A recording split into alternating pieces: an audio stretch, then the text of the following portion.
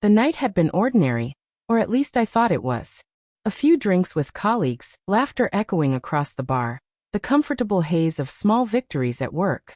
By the time I left, the streets were quiet, the city lights bleeding into the mist like painted strokes of gold.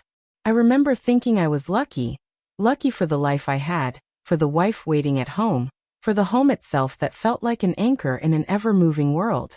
But the moment I stepped through the front door, everything I thought I knew cracked open like glass underfoot. The house was too quiet. No sound of the television humming in the background, no faint music from the kitchen, no footsteps. Just silence, thick and heavy. At first, I thought Claire had gone to bed early. I slipped off my shoes, set down my keys, and called her name. No answer. My chest tightened, but I pushed the unease aside and climbed the stairs. That's when I noticed it, the faint glow spilling from our bedroom door. I pushed it open, expecting to see her asleep with a lamp still burning. But instead, the sight that met me froze my blood. On the bed lay a single envelope, my name scrawled across it in her handwriting. And beside it, her wedding ring.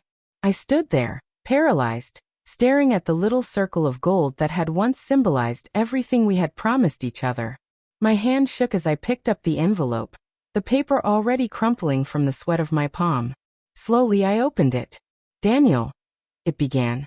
"By the time you read this, I'll be gone. I can't keep living a lie.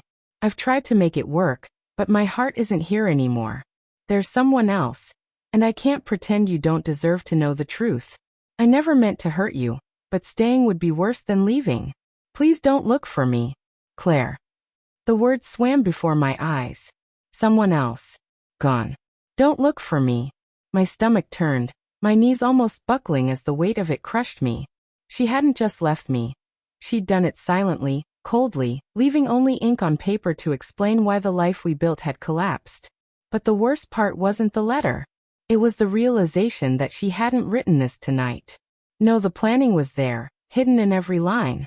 She had thought about this for weeks, maybe months, while smiling at me across dinner, while kissing me goodnight, while holding my hand in public.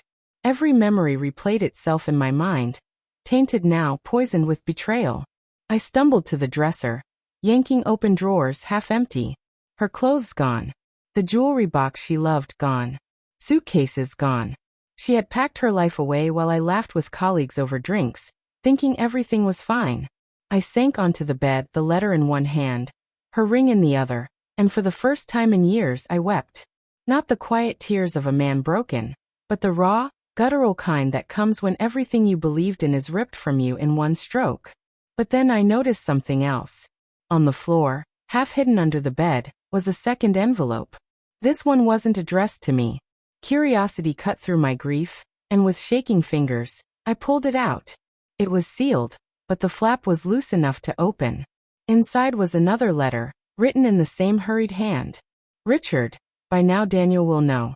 I'm done hiding. Tonight we start our life together. Meet me at the place we agreed on. Forever yours, Claire." My vision blurred with fury. Richard. A name. A man. My wife hadn't just left me, she had run to him. The betrayal wasn't faceless anymore. It had a name, a target.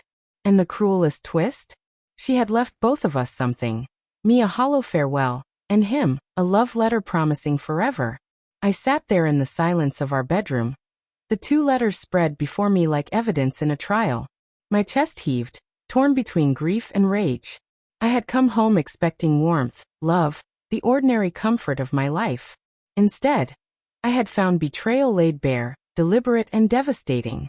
And in that moment, something inside me shifted. The man who had walked into that house, the one who believed in trust, in forever, in the vows we made, he was gone. What remained was colder, sharper, and infinitely stronger. Because while Claire thought she left me broken, what she had really done was awaken something she could never silence. The truth, and the resolve to make sure it came crashing down on both of them. I slipped her ring into my pocket, folded the letters carefully, and stood up. The night was still young, and if she thought a note and a coward's escape could end me, she had no idea who she had betrayed. What I found waiting that night shook me to my core, but it also lit a fire that would never go out.